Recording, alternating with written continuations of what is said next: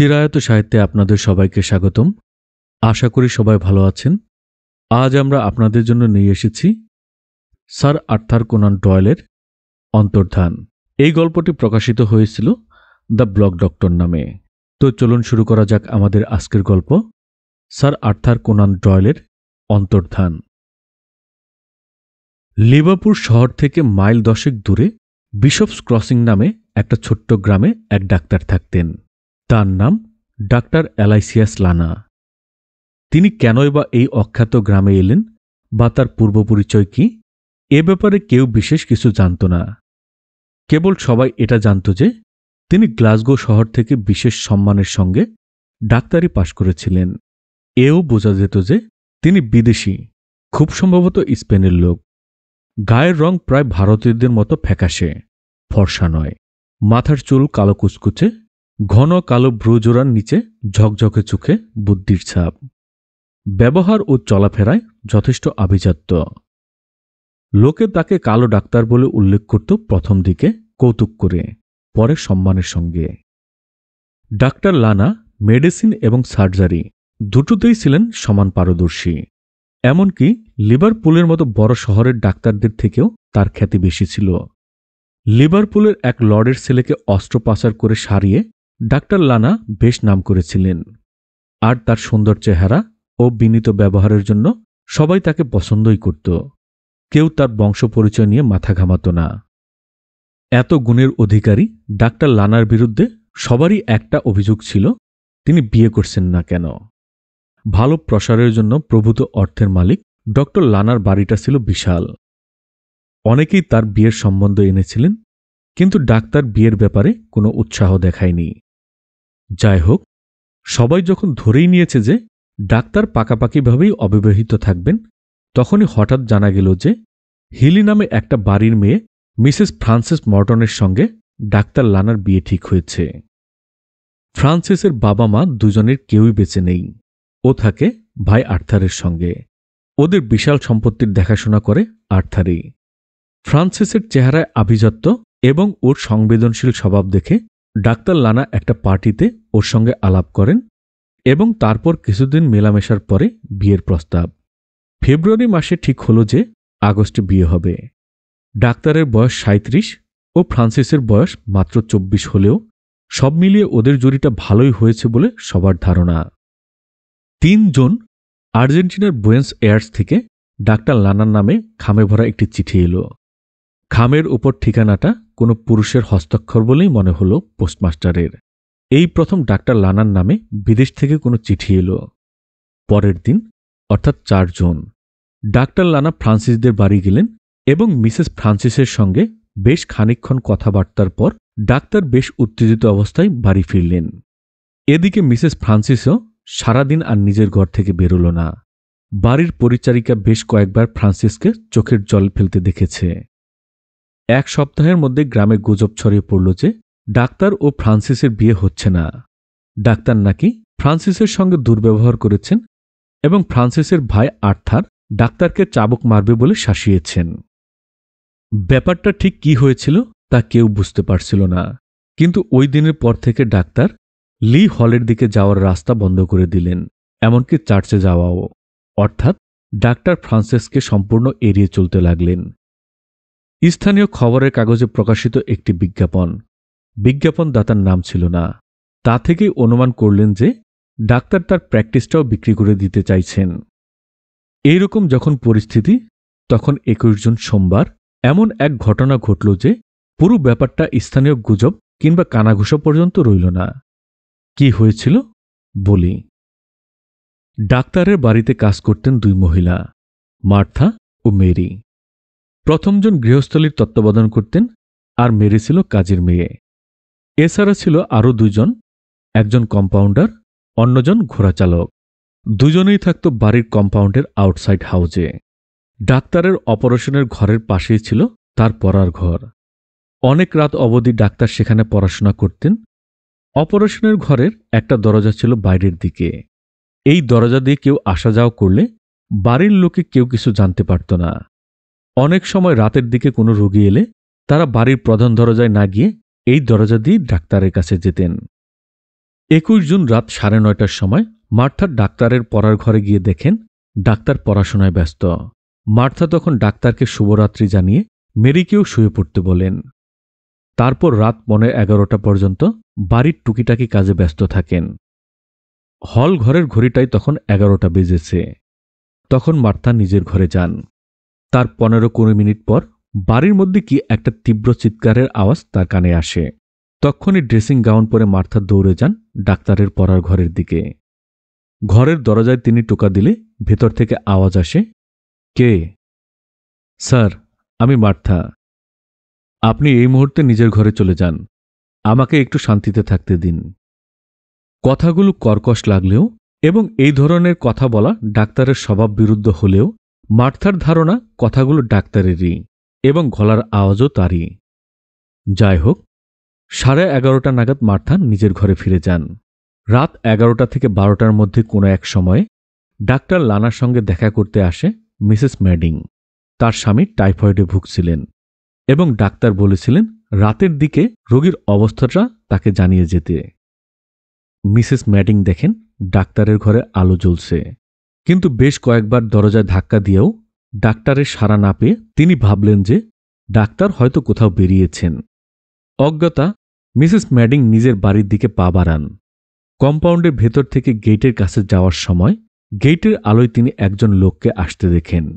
প্রথমে মনে হয়েছিল হয়তো ডাক্তারই ফিরে আসছেন, কিন্তু মিসেস ম্যাডিং কিছুটা অবাক হয়ে দেখেন যে আগন্তুক আর কেউ নয়, ফ্রান্সিস মর্টনের দাদা আর্থার মর্টন।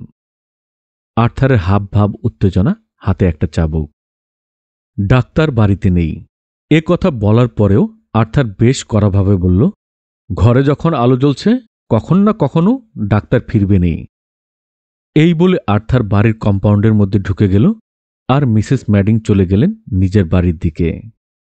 রাত 3টে নাগাদ অসুস্থ মিস্টার ম্যাডিংয়ের অবস্থা দ্রুত অবনতি হল। মিসেস ম্যাডিং তক্ষুনি ডাক্তারের বাড়িতে যান।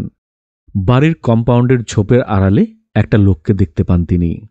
মিসেস ম্যাডিংয়ের ধারণা লোকটা আর্থার মর্টন। যাই হোক, এ ব্যাপারে আর মাথা না ঘামিয়ে বাড়ির কাছে গিয়ে তিনি দেখতে পান পড়ার ঘরের সেই আলোটা একই রকম উজ্জ্বলভাবে জ্বলছে। দরজায় বহুবার করাঘাত করেও এবং জানালায় টোকা দিয়েও ডাক্তারের সাড়া পাওয়া গেল না। তখন বাধ্য হয়ে জানালার কাঠের ফ্রেম ও পর্দার মধ্যে এক জায়গায় একটু ফাঁকা পেয়ে ঘরের ভেতরটা দেখার চেষ্টা করলেন মিসেস ম্যাডিং। ঘরের মাঝখানে একটা বড় বাতি জ্বলছে, টেবিলের উপর ডাক্তারের বইপত্র, যন্ত্রপাতি ছড়ানো। প্রথমে মনে হলো ঘরের মেঝের উপর একটা ময়লা সাদা দস্তানা পড়ে আছে, কিন্তু আলোয় চোখটা একটু সয়ে যেতেই মিসেস ম্যাডিং বুঝতে পারলেন যে দস্তানাটা আসলে একটা মানুষের হাত, আর মানুষটা মেঝের উপর নিঃসাড়ভাবে পড়ে আছে। সাংঘাতিক একটা কিছু ঘটেছে বুঝতে পেরে তিনি তখন বাড়ির সামনের দরজায় গিয়ে বেল বাজিয়ে মার্থাকে ডাকলেন। তারপর মার্থাও ঢুকলেন ওই পড়ার ঘরে, আর মেরিকে পাঠানো হলো পুলিশে খবর দিতে। টেবিলের পাশেই জানালা থেকে একটু দূরে ডাক্তার লানা চিত হয়ে পড়ে আছেন এবং নিঃসন্দেহেই তিনি মৃত। মুখ ও ঘাড়ে কালশেটে পড়া আঘাতের চিহ্ন। একটা চোখের ওপর আঘাত লেগেছে মনে হয়। মুখ চোখের ফোলা ভাব দেখে মনে হয় ডাক্তারকে শ্বাসরোধ করে মারা হয়েছে। ডাক্তারের পরনে ডাক্তারি অ্যাপ্রন, পায়ে কাপড়ের চটি জোড়া কিন্তু পরিষ্কার, তাতে কোনো ময়লা লাগার দাগ নেই। অথচ কার্পেটের ওপর কাদামাখা বুটের ছাপ, হয়তো খুনির বুট জোড়াই হবে। সবকিছু দেখে শুনে পুলিশ এই সিদ্ধান্তে এলো যে অপারেশনের ঘরের দরজা দিয়ে খুনি ঘরে ঢুকেছিল এবং কাজ সেরে লুকিয়ে পালিয়ে গেছে। আঘাতের প্রকৃতি ও জুতোর ছাপ দেখে মনে হয় খুনি পুরুষ।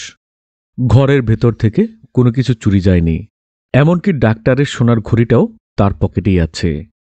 ফ্রান্সিস মর্টনের একটা ছবি থাকত এই ঘরে। মার্থা দেখালেন ছবিটা নেই। মেঝের উপর সবুজ রঙের একটা চোখ ঢাকা দেয়া প্যাচ পড়ে আছে।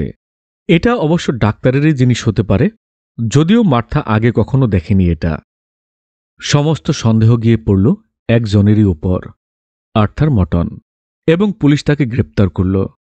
আর্থারের বিরুদ্ধে প্রত্যক্ষ প্রমাণ না থাকলেও আনুষঙ্গিক প্রমাণ সাংঘাতিক। বোনের সঙ্গে ডাক্তার লানার বিচ্ছেদ হওয়ার পর আর্থারের প্রতিশোধ নেয়ার হুমকি অনেকেই শুনেছে। পুলিশের অনুমান চাবুক হাতে রাত 11টায় আর্থার ডাক্তারের ঘরে ঢুকে সেই সময় ভয়ে বা রাগে ডাক্তার চেঁচিয়ে ওঠেন। মার্থা সেই চিৎকার শুনেছেন। তারপর আর্থার ও ডাক্তারের মধ্যে বাদবিতণ্ডা এমন পর্যায়ে পৌঁছায় যে আর্থারের আঘাতে ডাক্তারের মৃত্যু হয়। ময়না তদন্তের রিপোর্টে জানা যায় যে ডাক্তারের হার্টের রোগ ছিল, সেটা অবশ্য তার পরিচিতরা কেউ জানত না। হয়তো দুর্বল হার্টের জন্যই তার মৃত্যু ত্বরান্বিত হয়েছে। তারপরেই আর্থার বোনের ছবিটা ফ্রেম থেকে ছিঁড়ে নিয়ে কম্পাউন্ডের ঝোপঝাড়ের পাশ দিয়ে লুকিয়ে বাড়ি চলে যায়। সরকার পক্ষের উকিল এই ঘটনাচক্রের ভিত্তিতেই তার বক্তব্য রাখলেন। অবশ্য আর্থারের সপক্ষেও কিছু তথ্য ছিল। একটু গোয়ার ভাব থাকলেও ওর সরলতা ও দিলখোলা স্বভাবের জন্য সবাই ওকে ভালোবাসত। ও পুলিশকে শুধু এটুকু বলেছিল যে ডাক্তারের সঙ্গে পারিবারিক কিছু ব্যাপারে কথা বলার জন্যই ও ডাক্তারের বাড়ি গিয়েছিল। নিজের বয়ানে বা পুলিশের জেরার উত্তরে ও কিন্তু কখনো নিজের বোনের সম্বন্ধে কোনো কথা বলেনি। যাই হোক, ডাক্তারকে না পেয়ে কম্পাউন্ডে অপেক্ষা করে করে শেষে রাত ৩টার সময় ও বাড়ি ফিরে যায়। ডাক্তারের মৃত্যুর ব্যাপারে ও কিছুই জানত না। সত্যি কিছু তথ্য আর্থারের নির্দোষিতা প্রমাণ করে। ডাক্তার লানা রাত ১১টার সময় পড়ার ঘরে ছিলেন জীবিত, কেননা মার্থাই ওই সময় ডাক্তারের গলার আওয়াজ শুনেছিল। হতে পারে তখন ডাক্তারের সঙ্গে অন্য কেউ ছিল।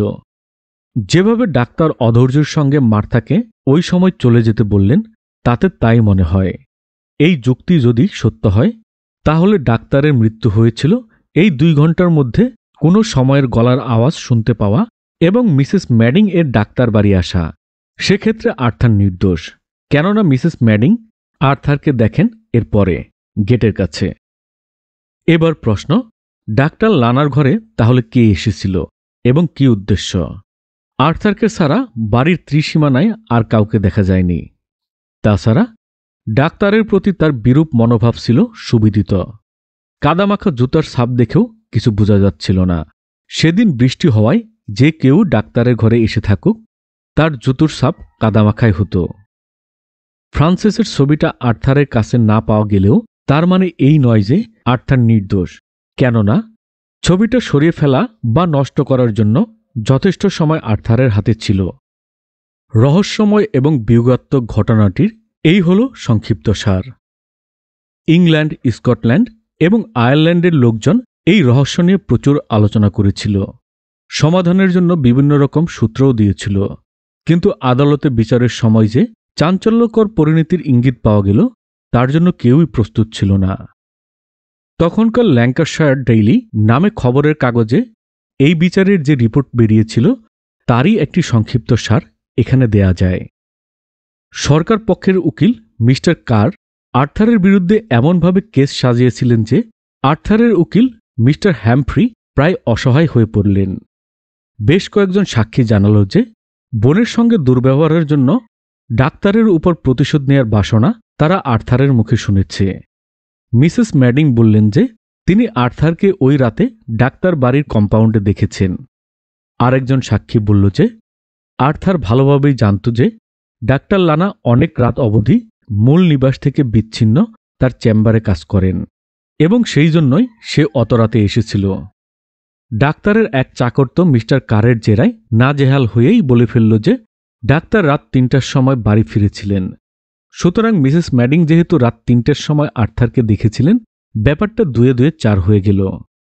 এমনকি ডাক্তারের ঘরে পাওয়া জুতোর ছাপের সঙ্গে আর্থারের জুতোর ছাপের মিল সরকারপক্ষ প্রমাণ করে দিল। বেলা ৩টার সময় যখন মিস্টার কার তার বক্তব্য শেষ করলেন এবং আদালত দ্বিপ্রহরিক বিরতির জন্য বন্ধ রইল, তখন উপস্থিত সবাই এটা বুঝে গেল যে আর্থারকে নির্দোষ প্রমাণ করা প্রায় অসম্ভব। ৪:৩০টার সময় আবার আদালত চালু হতেই বেশ হৈহট্টগোল শুরু হয়ে গেল, কেননা আর্থারের উকিল পেশ করলেন তার প্রথম সাক্ষীকে, মিসেস ফ্রান্সিস মর্টন। ফ্রান্সিসকে একটু বিচলিত দেখালেও সে কিন্তু নিচু গলায় অথচ পরিষ্কারভাবে সাক্ষ্য দিল। ও বলল ডাক্তারের সঙ্গে ওর সম্পর্কের শীঘ্রই ছাড়াছাড়ি হতে চলছে। ওর ভাই আর্থার ডাক্তার সম্বন্ধে যেসব মন্তব্য করেছে সেগুলো অনুচিত, কেননা ডাক্তার লানা অত্যন্ত সজ্জন এবং তিনি ফ্রান্সিসের সঙ্গে কোনোরকম দুর্ব্যবহার করেননি। আর্থারকে প্রচুর বোঝানো সত্ত্বেও ফ্রান্সিস ওকে শান্ত করতে পারেনি। এমনকি ঘটনার দিন সন্ধ্যাবেলায় ওই ডাক্তারকে আমি দেখে নেব বলে আর্থার শাসিয়েছিলেন। ফ্রান্সিসের বক্তব্য এখন পর্যন্ত আর্থারের বিরুদ্ধেই যাচ্ছিল, কিন্তু হঠাৎই আর্থারের উকিল মিস্টার হ্যামফ্রি ব্যাপারটা অন্যদিকে ঘুরিয়ে দিলেন। মিস্টার হ্যামফ্রি বললেন, আচ্ছা আচ্ছা ফ্রান্সিস, তোমার কি বিশ্বাস তোমার ভাই অপরাধী? জজ, আদালতের বিশ্বাসের কোনো জায়গা নেই, প্রমাণ নিয়ে আলোচনা করুন। মিস্টার হামফ্রি বললেন, তুমি কি জানো তোমার ভাই ডাক্তার লানাকে খুনের অপরাধে অভিযুক্ত নয়? ফ্রান্সিস বলল, জানি। মিস্টার হামফ্রে বলল, কিভাবে? ফ্রান্সিস বলল, কেন, ডাক্তার লানা মারা যাননি।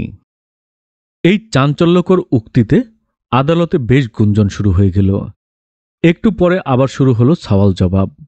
মিস্টার হামফ্রে বললেন, ফ্রান্সিস, তুমি কি করে জানলে যে ডাক্তার লানা মারা যাননি?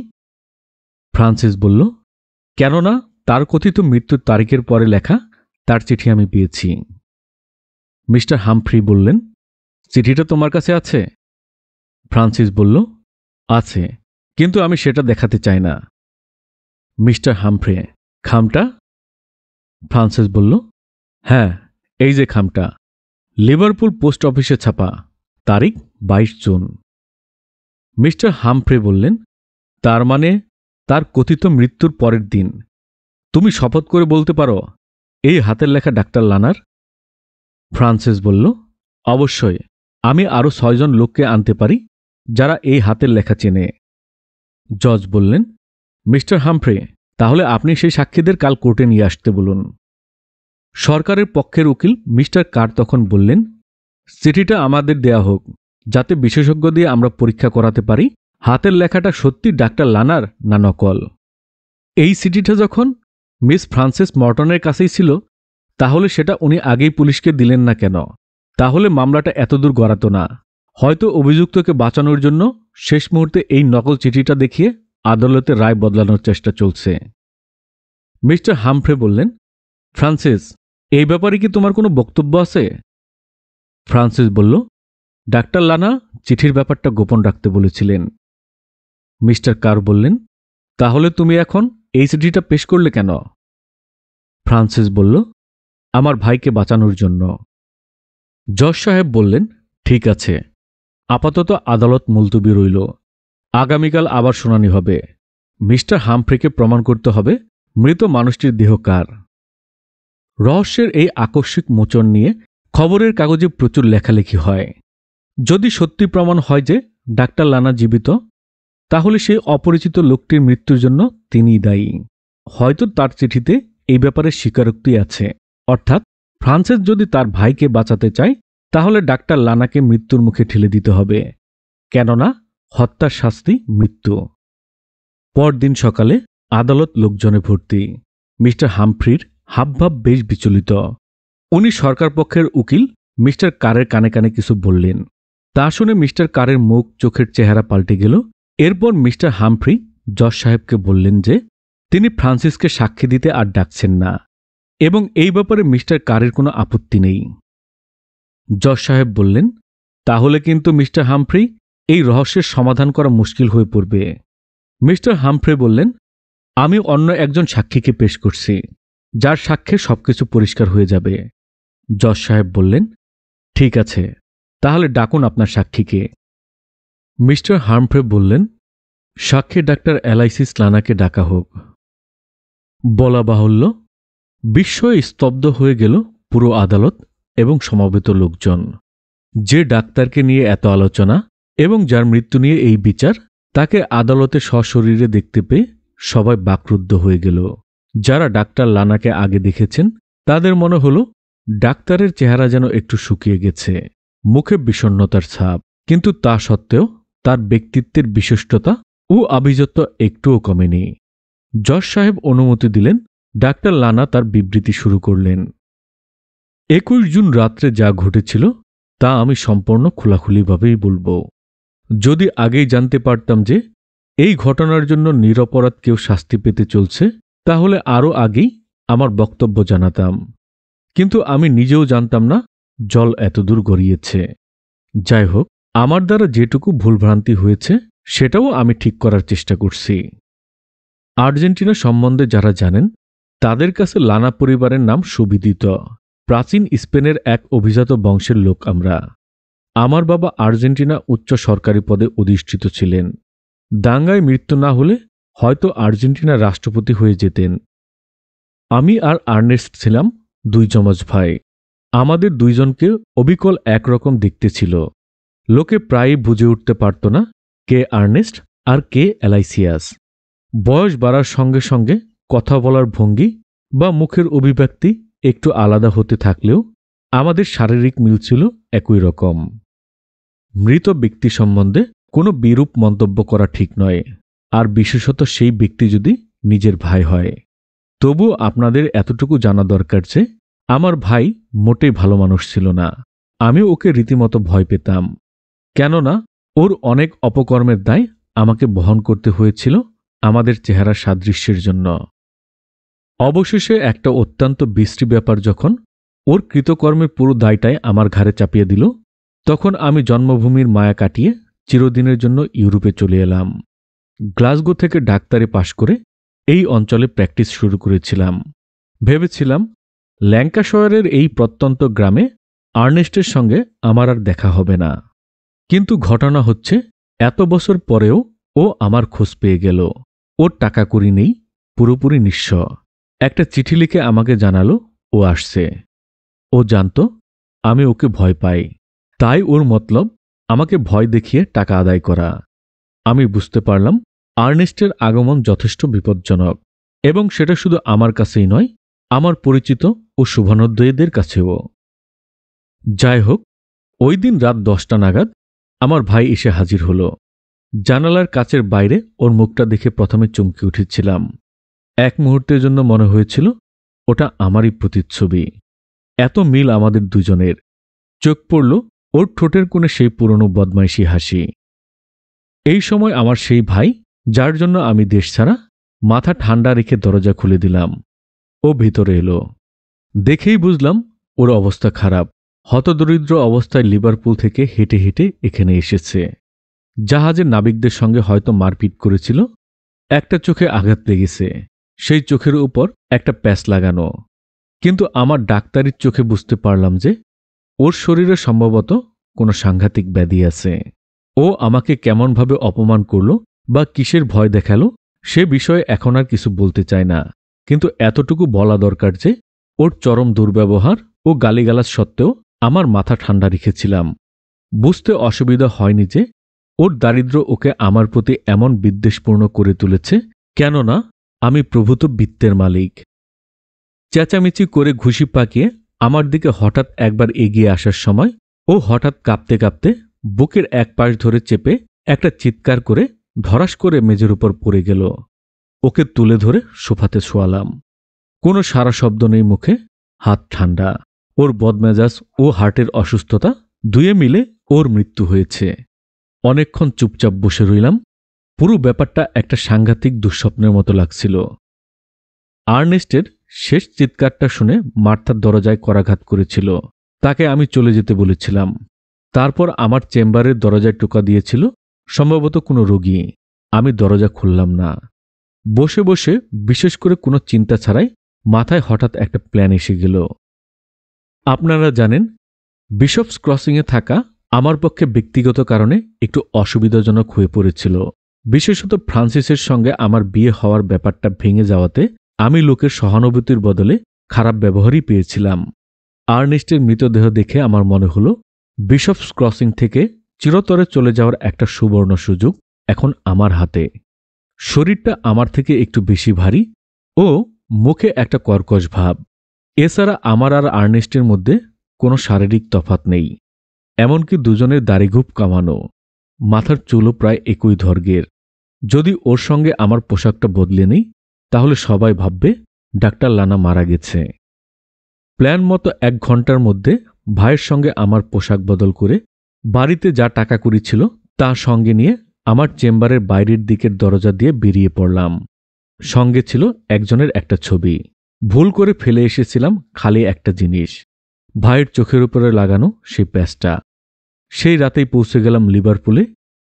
জজ সাহেব, আমি শপথ করে বলতে পারি যে আমি কখনো ভাবিনি যে লোকে বুঝবে আমাকে খুন করা হয়েছে এবং সেই জন্য কাউকে দোষী সাব্যস্ত করা হবে।